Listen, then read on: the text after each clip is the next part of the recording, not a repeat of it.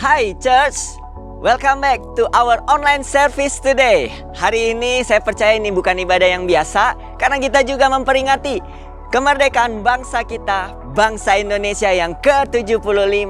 Merdeka!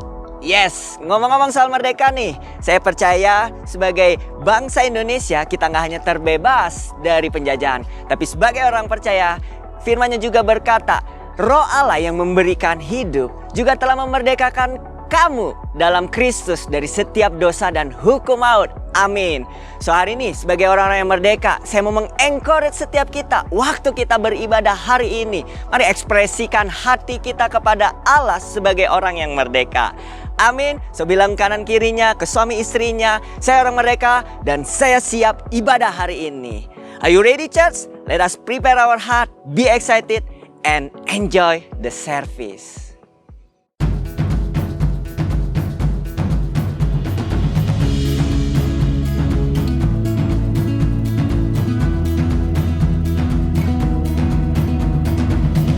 Dari kecil kita diajarkan untuk mencintai Ibu Pertiwi. Tanpa tahu ukuran yang pasti sejauh apa kita sudah berjuang. Mari berhitung sejenak. Usia raga kita lahir di tanah ini dikalikan dengan berapa hari dalam setahun. Mungkin ribuan. Dari ribuan hari yang sudah kita lalui, berapa hari kita memandang perjuangan kita adalah bagian dari menjaga Ibu Pertiwi. Sudah berapa kali kita melihat Ibu Pertiwi sebagai bagian dari kemuliaan Sang Pencipta. Tepat 75 tahun kita berjalan di atas kemerdekaan. Tapi apa iya kita sudah merdeka di dalam?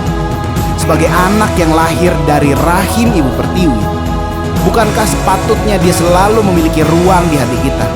Bukankah dia pantas untuk mendapatkan yang terbaik dari kita? Waktumu, uangmu, dan pikiranmu. Ayo merdeka setiap hari. Kita merdeka ketika kita berani untuk semakin peduli satu dengan yang lain. Semoga kita tidak terjebak dalam hitungan hari yang penuh dedikasi tanpa tujuan. Karena Ibu Pertiwi pantas dapat dedikasi yang penuh kasih.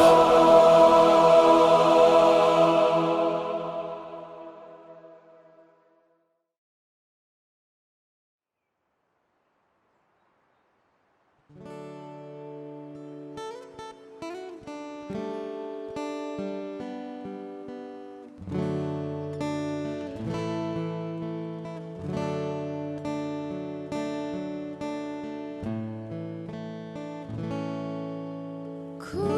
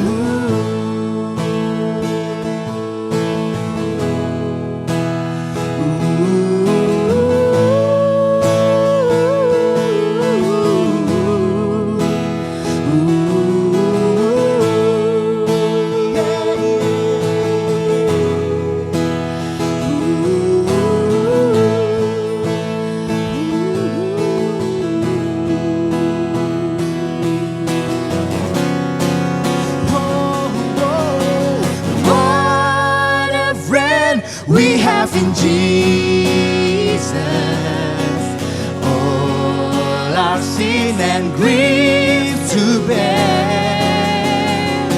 And what a privilege to carry everything to God in prayer. Can we find a friend so faithful, who will all our sorrow share? Jesus knows our every weakness. Take it to the Lord in prayer. Jesus knows our every weakness. Take it to the Lord in prayer.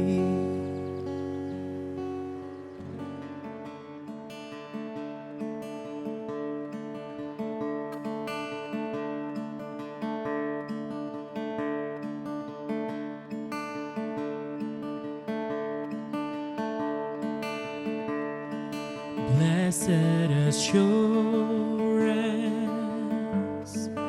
Jesus is mine. Oh, what a foretaste of glory divine. Of salvation, purchase of God, born of His Spirit,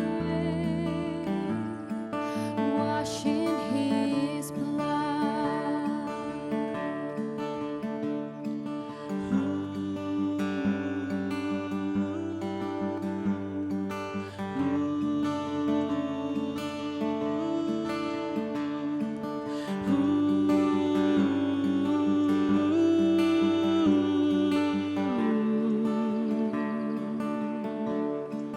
Perfect submission, all is set right. I in my Savior, I'm happy and blessed, watching and waiting, looking about, filled with His goodness, lost in His love. This is my story. This is my song, praising my Savior all the day long. This is my story. This is my song, praising my Savior all the day long.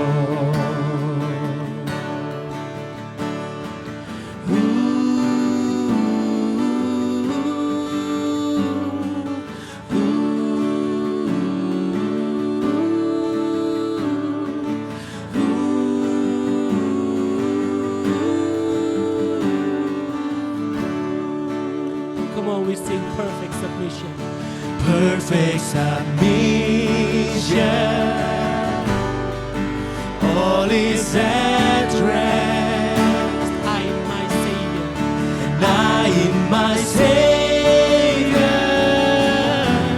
am happy and blessed. Watching and waiting. I'm looking above. We are looking above Jesus, filled with His goodness, lost in His love. Come on, we sing together. This is my story.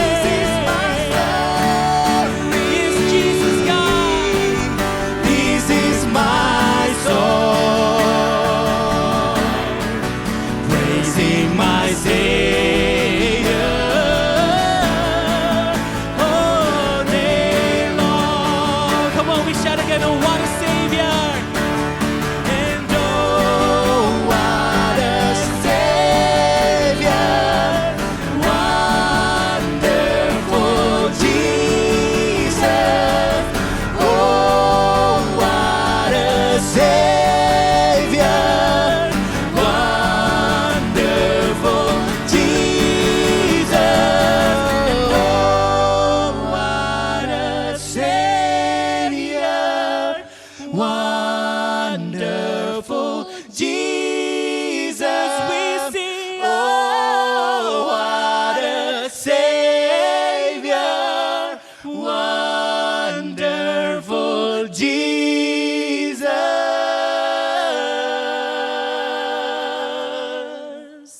It's wonderful. You're wonderful, Jesus. You're wonderful, Jesus. And we sing our praises. Kami menyanyikan puji-pujian kami, Tuhan. Sebab Engkau Allah yang dahsyat. Engkau Allah yang besar. That's why we praise you, Jesus. Kami bersyukur karena kami punya kepastian di dalam Engkau. And we thank you because you set us to be a free soul. You set us to be a free soul. Kami adalah jiwa-jiwa yang merdeka. Kami adalah jiwa-jiwa yang dimerdekakan di dalam darah Yesus. Bahkan kami tahu we are not just a free soul. We are a free nation. And together with you, Jesus, we can do so much more. We love you, Jesus. We praise you for the blessed assurance that you have given us in our freedom. Thank you, God. Dalam nama Yesus, Tuhan kami yang hidup, kami berdoa, kami memuji, kami menyembah, kami bersyukur. Semua yang percaya, mari sama-sama katakan, amin. Amin. Wow, thank you banget buat singing performance yang keren banget dan juga praise and worship yang luar biasa. Hari ini adalah hari yang spesial karena kita sedang merayakan hari kemerdekaan negara kita tercinta Indonesia yang ke-75 tahun. Wow, Dirgahayu Indonesia. Nah, saya percaya volunteer is a modern heroes. Jadi saya mau mengucapkan terima kasih buat setiap volunteer yang melayani karena saya percaya nggak ada online service yang luar biasa kalau nggak ada para volunteers. Jadi thank you banget buat setiap volunteer. We love you, we honor you. Dan juga saya mau menyapa setiap saudara yang baru pertama kali join dengan online service-nya kita. Saya mau mengucapkan welcome home. Karena saudara bukan orang asing, tapi saudara adalah keluarga. So, saya mau mengajak saudara untuk masuk ke Lounge Newcomer yang berada di website eccchurch.online agar kami dapat mengenal saudara lebih dekat lagi. Baik, hari ini adalah offering time, saatnya memberi. Sebelum kita memberi, mari saya mau membacakan satu ayat firman Tuhan di 2 Korintus 8 ayat yang keempat. Nah, latar belakang ayat ini berisi tentang kesaksian Paulus mengenai jemaat Makedonia. Dan saya terinspirasi banget sama jemaat yang satu ini, luar biasa. Walaupun mereka dalam keadaan yang susah, mereka tetap bersuka cita. Walaupun mereka dalam keadaan yang miskin, tapi mereka sangat-sangat generous. Saya bacakan ayatnya buat saudara. Dengan kerelaan sendiri, mereka meminta dan mendesak kepada kami supaya mereka juga beroleh kasih karunia untuk mengambil bagian dalam pelayanan kepada orang-orang kudus. Jadi background story ini benar-benar membuat saya terinspirasi. Jadi mereka bukan jemaat yang makmur, yang banyak uangnya. Enggak, mereka dikenal sebagai jemaat yang miskin, tapi mereka bersungguh-sungguh ingin ikut. Bahkan mereka dibilang mendesak. Di dalam terjemahan lainnya dibilang bahwa mereka memohon untuk ikut terlibat dalam memberi. Wow, luar biasa banget. Jadi saya percaya ketika kita memberi, kita bukan sedang memberi karena keharusan. We don't give because we have to, but we give because we love to. Ketika kita memberi, pastikan kita memberi bukan karena harus, tapi karena kita haus. Bukan karena kudu, tapi karena kita rindu untuk memberi. Jadi ketika kita memberi hari ini, pastikan bahwa kita memiliki kerinduan untuk memberi, bukan karena keharusan. Oke, saudara siap memberi? Mari kita berdoa. Terima kasih Tuhan buat hari ini. Kami percaya ketika kami datang memiliki kesempatan untuk memberi, kami percaya ini adalah sebuah privilege buat kami untuk kami boleh memberi, mengembalikan perpuluhan, dan kami mau melakukannya bukan karena keharusan, tapi karena kita rindu untuk memberi buat Tuhan. Terima kasih Tuhan, di dalam nama Yesus kami berdoa. Amin. Bagi saudara yang mau memberi persembahan, saudara dapat memberi persembahan lewat nomor rekening yang tersedia di layar, atau saudara dapat memberi lewat Dana, OVO, atau GoPay dengan menggunakan QR Code. Jadi selamat memberi. Selanjutnya kita akan mendengarkan firman Tuhan dari pribadi yang luar biasa, seorang bapak, seorang pemimpin yang luar biasa, dan juga seorang pelatih saya dalam bersepeda. So pastikan, siapkan catatan saudara, siapkan hati saudara, pikiran saudara untuk menerima firman Tuhan yang akan mengubahkan kehidupan kita. So please welcome Global Senior Pastor kita, Pastor Nala Widya. Ya, halo Church, kita ketemu lagi dan hari ini di bulan Agustus ini edisi kemerdekaan. Yes, syukur kalau bangsa kita boleh menyelesaikan perjuangan untuk memperoleh kemerdekaan, dan hari ini kita sudah hidup sebagai bangsa yang merdeka. Ya, dan meskipun kita sudah merdeka, ternyata perjuangan kita belum habis sampai hari ini. Ya, perjuangan apa? Hari ini saya akan share dengan satu judul, Gear Up. Ya, Gear Up. Perlengkapi dirimu, siapkan dirimu. Kenapa? Karena kita menghadapi yang namanya perjuangan. Tetap ada peperangan yang kita sedang hadapi. Oke, nah kalau kita mau lihat perjuangan macam apa yang kita sedang hadapi. Efesus 6 ayat 12 berkata begini, karena perjuangan kita bukanlah melawan darah dan daging, tapi melawan pemerintah-pemerintah, melawan penguasa-penguasa, melawan penghulu-penghulu dunia yang gelap ini, melawan roh-roh jahat di udara. Jadi kalau dulu kita berperang melawan musuh-musuhnya darah dan daging. Kalau para bapak-bapak pendiri bangsa ini berperang, mereka berperang melawan musuh yang terdiri darah dan daging. Hari ini kita juga masih perang. Perangnya lawan siapa? Kita berperang melawan penguasa-penguasa di udara, bukan darah dan daging. Melawan penghulu-penghulu di udara, setan-setan yang berkeliaran ini, itu yang kita sedang lawan. Oke, nah saudara, tahukah engkau bahwa mengapa kita jadi tiba-tiba punya musuh, kok tiba-tiba setan nih jadi musuh kita? Urusan apa kita sama dia? Saudara tahu bahwa kita ini dilahirkan ternyata untuk berada di peperangan ini. Ya, ini berita buruk buat kita. Lah, kita lahir hidup sebagai manusia dan sebagai anak-anak Tuhan, tapi ternyata kita dilahirkan untuk peperangan ini. Kenapa bisa begitu? Begini, kita nggak ada urusan sama setan, tapi yang punya urusan dengan dia adalah Bapa di surga. Siapa yang mengalahkan iblis di kayu salib? Tuhan Yesus. Siapa yang mengalahkan kematian, maut itu? Tuhan Yesus. Bapa di surga lah yang membuang Lucifer ke dunia ini, dan jadi kalau mau dibilang dia ini punya urusan sama Bapa di surga. Nah, persis kayak di dunia ini, gak bisa ngalahin bapaknya, gak bisa menyentuh bapaknya, anaknya yang dia kerjain. Dan kitalah anak-anak Bapa di surga. Jadi kitalah yang menghadapi dia hari-hari ini. Jadi Bapak Ibu Saudara, berita buruknya kita nih kayak dilahirkan untuk perang, tapi berita baiknya kita juga dilahirkan sebagai pemenang. Ya, minggu lalu saya udah share mengenai more than conqueror. Kita ini udah dilahirkan sebagai pemenang. Tuhan Yesus sudah mengalahkan maut di atas kayu salib. Yesus mengalahkan kuasa dosa di atas kayu salib. Dan kita juga punya DNA pemenang. Ya, kita dilahirkan juga sebagai pemenang. Tetapi saudara harus tahu bahwa untuk kita masuk dalam pertempuran dalam hidup ini, ada hal-hal yang harus kita lakukan. Efesus 6 ini di ayat yang ke-13 berkata begini, sebab itu ambillah seluruh perlengkapan senjata Allah. Dibilang ambillah seluruh perlengkapan senjata Allah, supaya kamu dapat mengadakan perlawanan pada hari yang jahat itu dan tetap berdiri sesudah kamu menyelesaikan segala sesuatu. Jadi ayat ini lagi bicara yang pertama, ambillah. Dengan kata Tuhan udah sediakan perlengkapan buat kita melawan si penguasa udara ini. Buat kita melawan kuasa-kuasa gelap di sekitar kita. Tuhan udah kasih perlengkapannya. Cuma kita harus mau ambil. Jadi bilang kiri kanan, ambil. Ya. Di luar hujan, kalau kita keluar, oh hari ini cerah sih. Ya, tapi kalau hujan, maka lalu kita diam basah-basahan. Enggak, udah ada payung. Ambillah payungnya. Tanpa diambil, payung tetap payung dan kita basah. Sama, senjata rohani juga gitu. Tanpa kita mengambil, maka kita akan tetap babak belur melawan kuasa gelap. dan senjatanya tetap ada. Itu harus ada satu proses, yaitu ambil. Jadi sekali lagi bilang kiri kanan, ambil. Nah, untuk apa kita mengambil seluruh perlengkapan senjata rohani ini?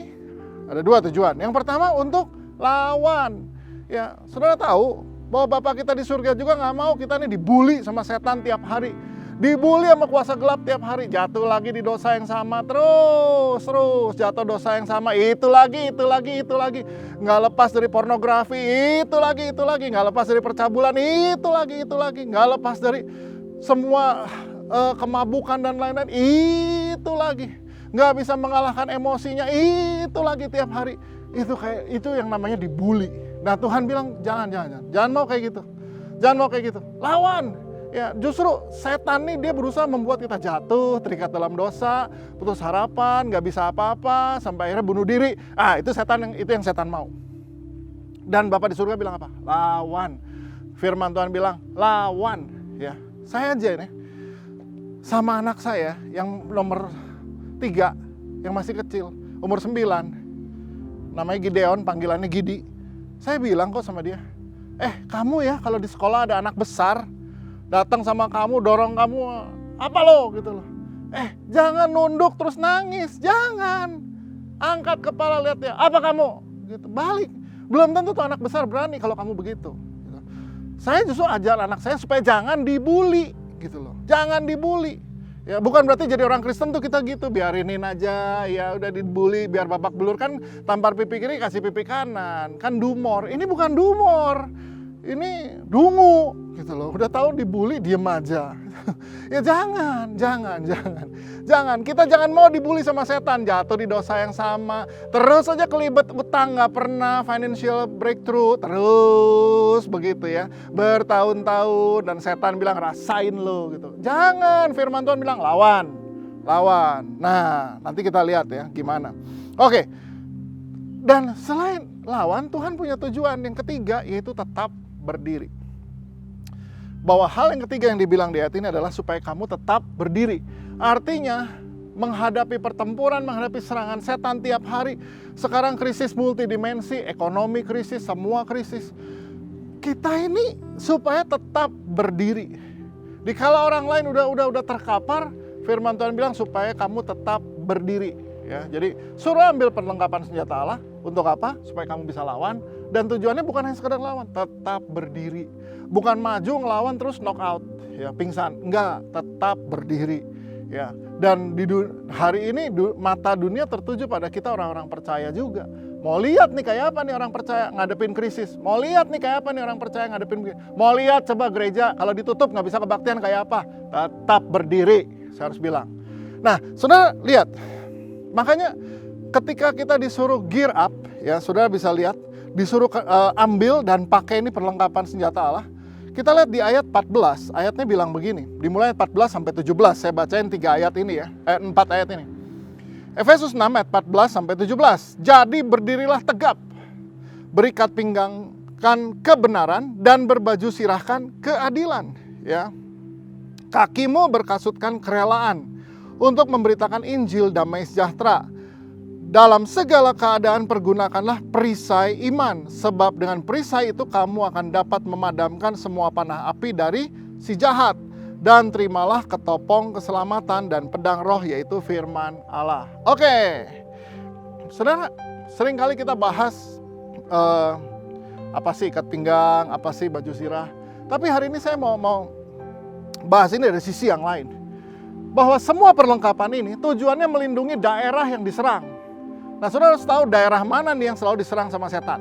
Nah, dari sini kita tahu tiap hari perjuangan kita di daerah-daerah mana nih, daerah kehidupan kita yang mana. Oke, yang pertama dibilang gini, berikat pinggang kebenaran. Apa sih ikat pinggang kebenaran?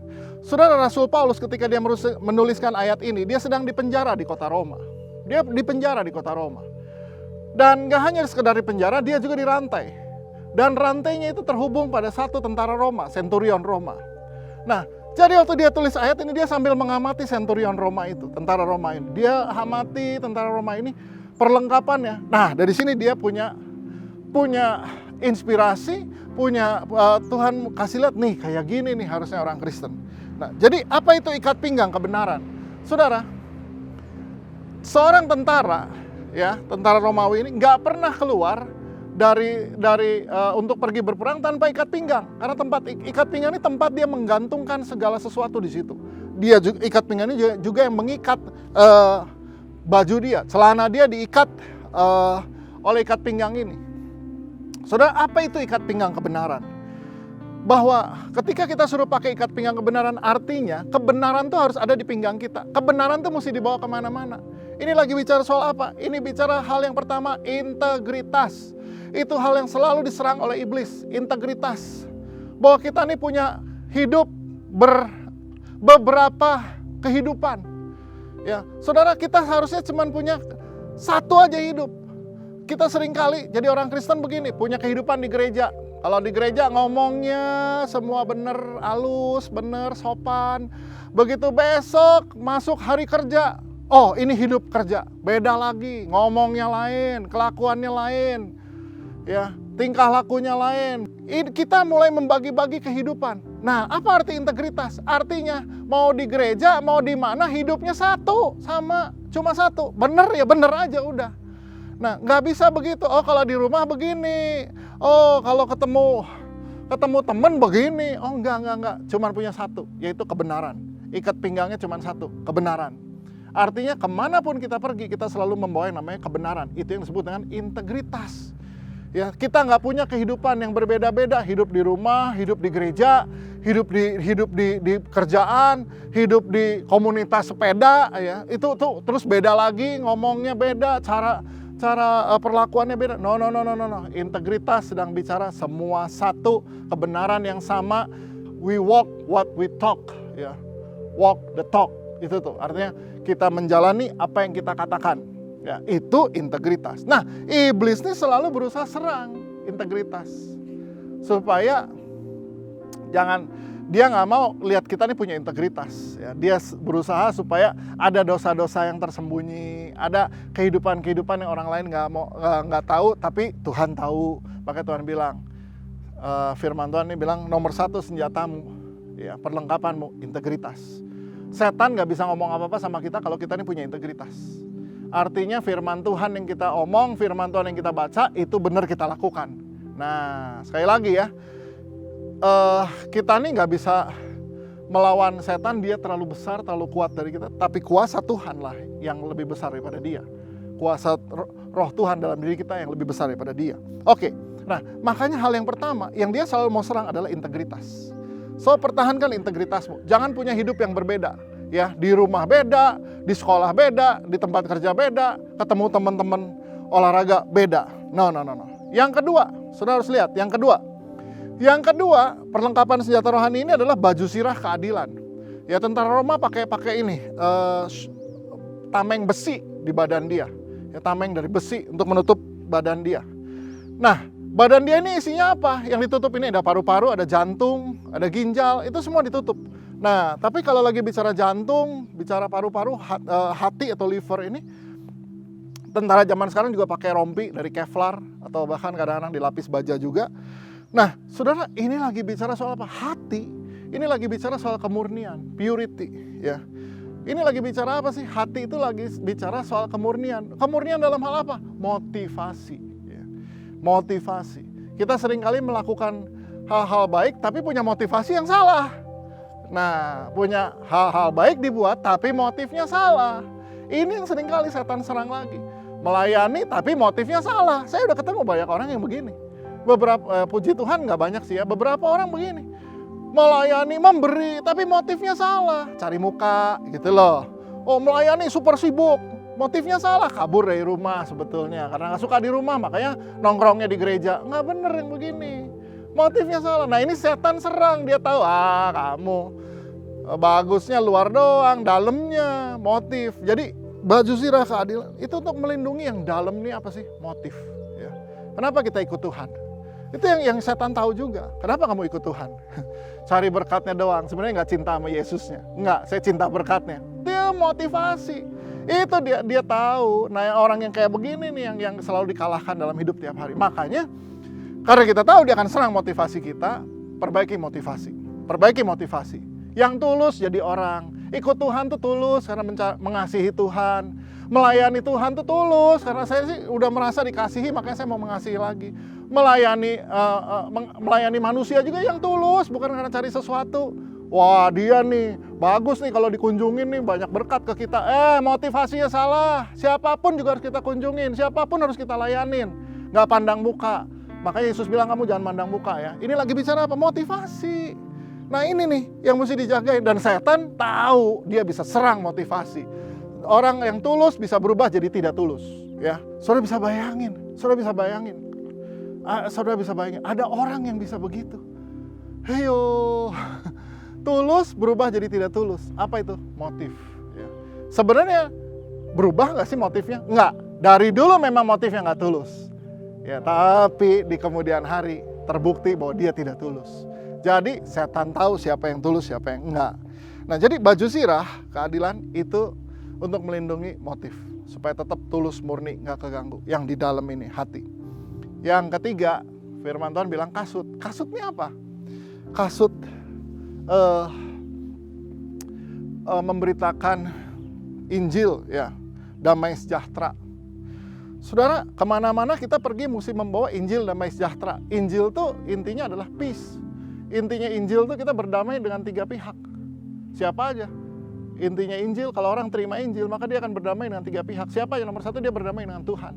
Orang yang percaya Injil, dia akan berdamai dengan Tuhan. Karena darah Yesus yang memperdamaikan kita dengan Bapa di surga. Berdamai dengan Tuhan. Yang kedua, berdamai sama diri sendiri. Orang udah percaya Yesus, dia akan berdamai dengan dirinya sendiri. Dia bisa terima dirinya. Dia bisa terima, iya memang saya orang jelek, saya orang gagal, saya orang hancur, tapi Yesus yang membuat saya dipulihkan. Yesus yang membuat saya diselamatkan. Nah, itu berdamai dengan diri sendiri. Udah bisa berdamai dengan diri sendiri, dia berdamai dengan yang ketiga. Siapa? Orang lain. Kasut, ya saudara, betapa pentingnya berdamai sama Tuhan, diri sendiri, dan orang lain. Itu yang membuat hidup kita bisa kokoh berdiri. Ya, coba saudara, orang yang nggak berdamai sama Tuhan, nggak berani ketemu Tuhan. Ya, nggak berani. Bisa kokoh berdiri. Saya dulu pikir kenapa ditaruhnya di kasut ya. Tentara Romawi itu, dia pakai sepatu, zaman dulu kan sendal tali-tali gitu tuh. Tapi solnya tuh tebel banget. Solnya tebel banget dan di bawah sol itu ada paku-paku.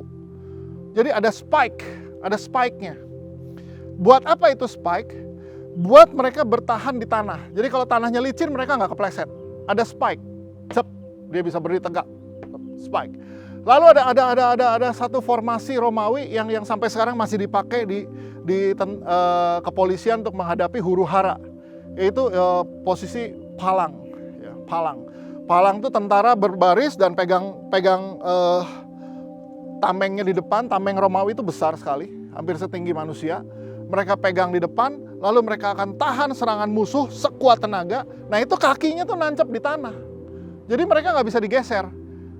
Kuat banget, karena apa? Kakinya terpaku di tanah. Nah, jadi kasut Injil damai sejahtera ini yang membuat kita nih boleh berdiri tegap. Nggak kegeser. Mau keadaan kayak apa, kita boleh berdiri tegak. Nggak bergeser, ada damai. Kenapa? Saya udah damai sama Tuhan. Saya udah damai sama diri saya sendiri. Saya udah damai sama orang lain. Ya. Berapa banyak orang hidupnya gak bisa tenang. Kenapa? Karena dia gak punya damai. Nah, kunci damai adalah damai sama Tuhan, damai sama diri sendiri, damai sama orang lain. Dengan begitu hidupmu gak bisa kegeser. Tetap bertahan. Tetap bertahan. Ya. Puji Tuhan. Nah, yang ketiga dibilang suruh pakai perisai iman. Apa sih yang suka diserang sama iblis? Iman. Iman ini lagi bicara soal pengharapan. Ya. Kenapa? Cara nyerangnya iblis apa? Perisai iman dipakai buat apa? Menahan panah api si jahat. Jadi zaman dulu musuh tuh, kan kalau tentara Romawi menyerang benteng, musuhnya di atas. Nah yang di atas tuh ngelemparin panah, nggak cuma panah aja, tapi ada apinya. Ditahannya pakai apa? Pakai perisai. Hari ini ada banyak panah berapi ditembakin ke kita. Gosip, fitnah, apalagi belum lagi yang punya sosial media, hatersmu itu akan melemparkan panah berapi. Terus dilemparin berita-berita. Tiap hari dengerin berita mengenai COVID, panik. Wah, ini virusnya sedang bermutasi. Virus COVID yang kecil bentar lagi jadi dinosaurus. Wah, pokoknya udah deh. Segala berita dilempar ke kita sampai kita nih udah akhirnya udah deh, gak usah hidup aja deh. Tahannya pakai apa? Perisai iman. Ya, pakai perisai iman. Perisai iman. Apa arti perisai iman? Kita percaya bahwa Tuhan kita ya memberi kita pengharapan bahwa masih ada hari esok, bahwa masih akan ada hari depan yang penuh harapan, masih ada pemulihan di depan. Ingat, buat orang yang hidupnya udah berantakan itu jatuh bangun dalam dosa, seringkali jadi makin jatuh karena apa? Dihakimi. Penghakiman tuh kayak panah api tuh. Penghakiman tuh kayak panah api. Alah kamu. Kadang-kadang bahkan keluarga sendiri, orang tua sendiri banding-bandingin saudara kakak adik. Itu kayak panah api tuh. Sehingga ada banyak anak rusak gambar dirinya. Kenapa? Karena dipanah apiin tiap hari. Kamu nggak kayak kakak kamu, juaran tuh si adek bisa tuh, kamu nggak bisa gini. Hey please, tiap anak punya keunikannya masing-masing. Mari Bapak Ibu Saudara, panah api itu bisa merusak gambar diri kita, merusak mental kita. Makanya mesti pakai perisai iman, bahwa saya unik di mata Tuhan, saya biji matanya Tuhan, saya dikasihi Tuhan menerima saya apa adanya. Itu untuk memadamkan panah api. Ya, ada banyak belum lagi berita-berita sosial media ditembakin ke kita, bikin orang takut hidup. Bukan takut mati lagi, takut hidup. Waduh, luar biasa. Tapi mari. Lihat, hal kelima yang sering diserang sama setan apa sih? Makanya firman Tuhan bilang ini, ambil ketopong keselamatan. Ini bahasanya ketopong. Sebenarnya apa sih itu? Helm keselamatan. Kalau kita udah diselamatkan oleh penebusan Yesus di atas kayu salib, suruh pakai helm. Helm ini ngejaga apa? Kepala.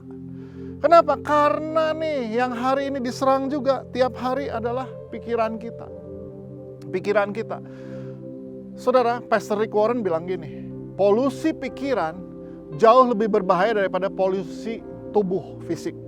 Kalau kita kan gitu tuh, ngejagain banget tubuh. Hari gini apalagi. Ngejagain banget, wah kemana-mana sarung tangan, wah. Ya bahkan kalau perlu belanja ke warung juga pakai baju astronot, ya.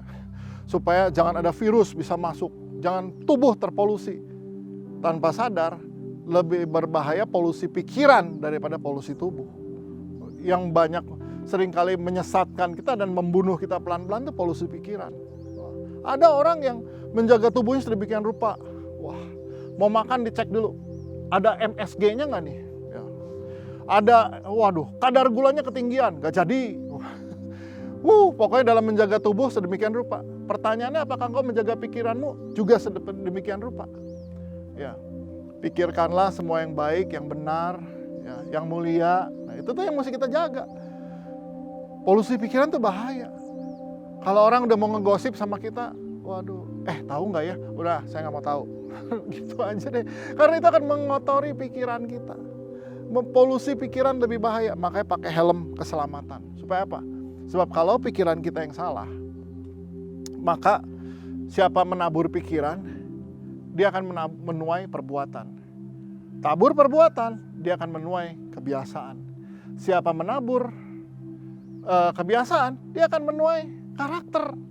Siapa menabur karakter, dia menuai nasib. Jadi lihat ujung-ujungnya orang bilang emang nasib saya. Enggak, karena pikiranmu dari dulu ditanamnya begitu. Jadinya begini sekarang. Oke.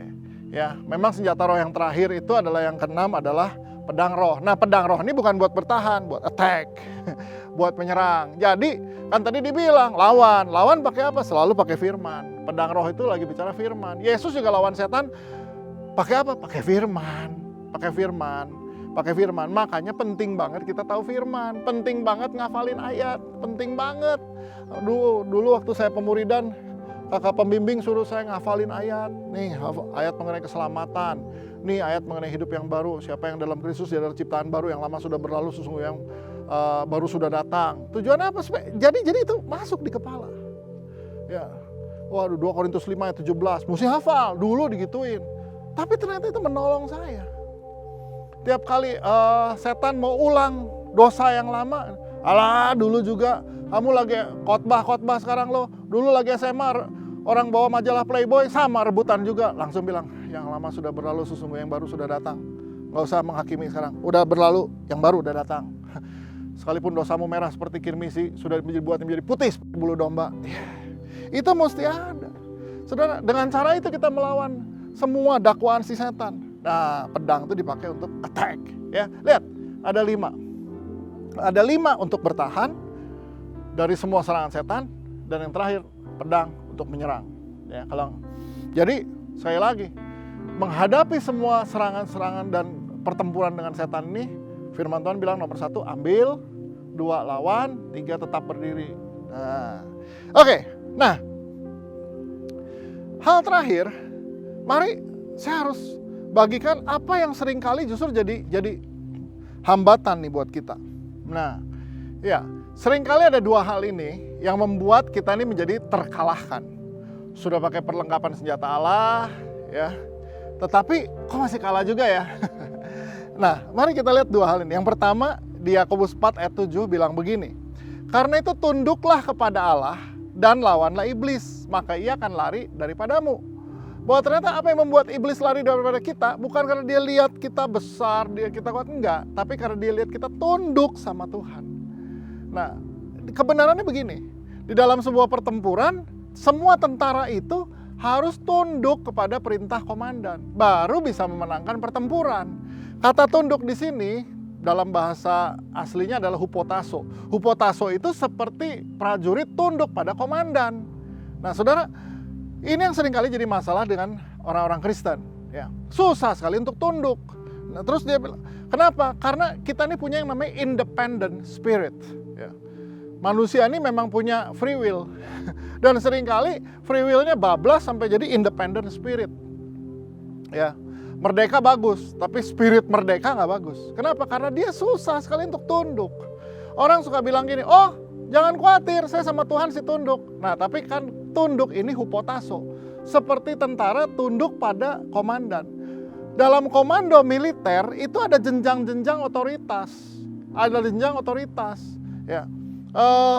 Saya sering ketemu orang yang bilang begini, oh saya nggak ada masalah tunduk sama Tuhan. Yang jadi masalah buat saya adalah tunduk pada gereja. Nah, gereja itu wakil Tuhan di bumi. Kalau saudara hupotaso sama Tuhan, saudara juga harus tunduk pada wakilnya Tuhan.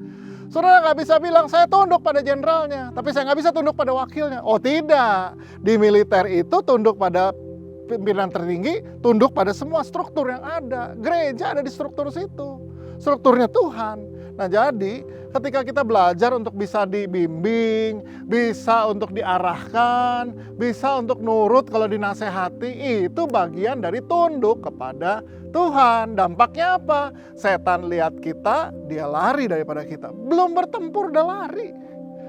Gara-gara apa? Dia lihat ada orang yang tunduk.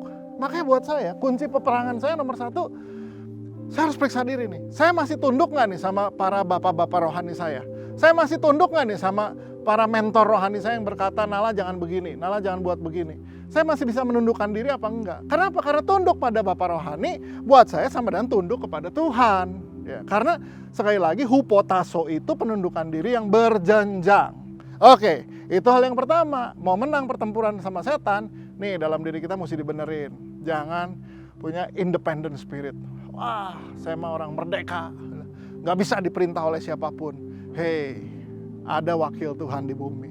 Ya, nanti next time kita akan bahas soal otoritas. Nah, tapi yang kedua, juga seringkali ini kita kalah dalam pertempuran. Kenapa?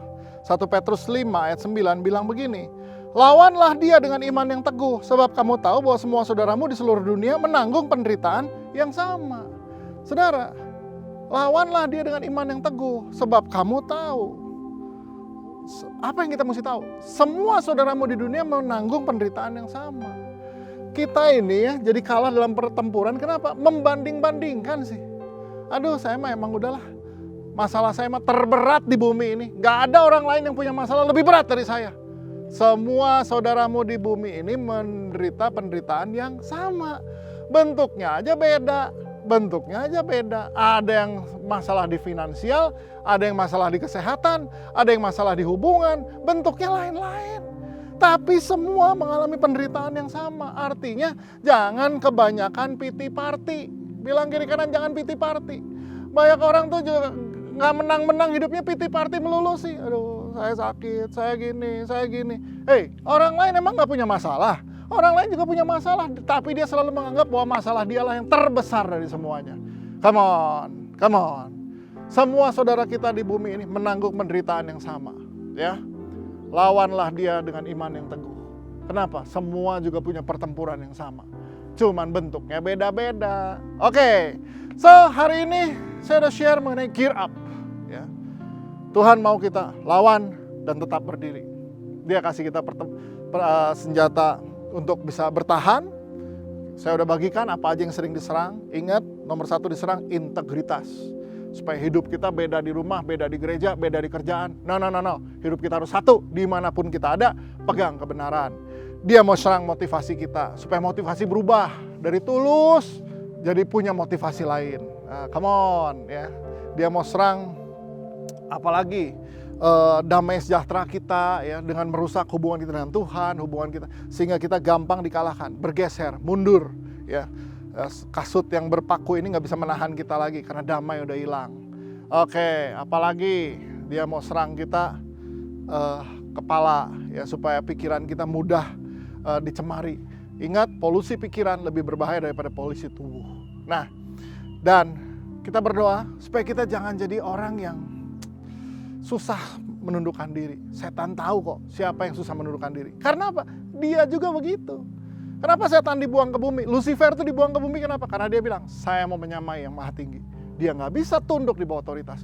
Jadi dia paling tahu siapa nih yang paling nggak bisa tunduk. Dia tahu, nah ini nih teman saya. Oke, dong temen kok mau melawan. Ya, kata dia jangan melawan lah, kita kan sama. Yang kedua, yang sering kali bikin kita kalah, pity party, pesta mengasihani diri. Aduh, saya emang orang paling malang, saya orang nggak ada duanya di dunia ini. Udah paling malang aja. Nggak, semua mengalami penderitaan yang sama. Lawan dia dengan iman yang teguh. Oke, mari kita berdoa bersama-sama. Kami bersyukur kami boleh merdeka sebagai satu bangsa. Tapi kami berdoa supaya sungguh Tuhan perjuangan kami melawan kuasa-kuasa gelap ini yang setiap hari mencoba untuk menyerang kami. Integritas kami, kemurnian hati kami. Dia mencoba untuk membuat kami, pikiran kami dicemari. Dia mencoba untuk membuat kami terseret mundur karena kami punya masalah dengan Tuhan, dengan diri sendiri dan juga dengan sesama. So kami berdoa di dalam nama Yesus Tuhan. Kami mau lawan semua hal ini di depan. Kami mau menang atas dosa-dosa yang mengikat kami. Kami mau menang lawan, mau bertahan melawan semua serangan si jahat, panah-panah api si jahat ini. Dan kami berdoa, kami percaya kami dilahirkan untuk menang. Terima kasih Tuhan, hari ini kami percaya ada pengharapan di depan. Ya, sesulit apapun hidup kami hari ini, kami percaya ada pengharapan di depan. Dan kami percaya semua saudara kami di dunia menderita penderitaan yang sama. Thank you Lord buat siang hari ini. Kami bersyukur, dalam nama Yesus kami berdoa. Dan semua yang mau berkemenangan hidupnya sama-sama katakan, amin. God bless you. See you next week. Wow, firman Tuhan yang luar biasa hari ini yang kita dengar. Let's gear up.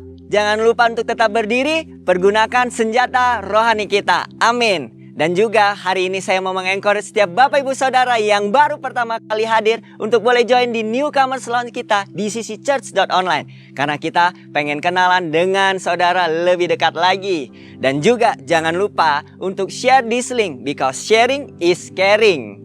That's it for today. Selamat Hari Kemerdekaan. God bless you and God bless Indonesia. Terpujilah kau, terpujilah kau, surga dan bumi.